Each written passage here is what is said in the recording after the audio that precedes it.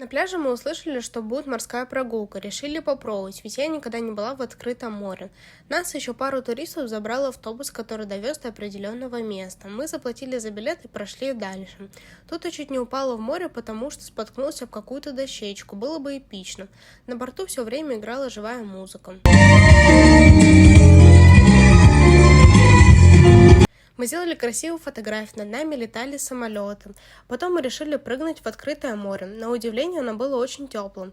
Я еще одела жилет для того, чтобы было безопасно и спокойно. Встретили закат, а также на борту можно было взять напитки. За проведенное время на борту мы испытали очень классные эмоции. Желаем всем такое пережить.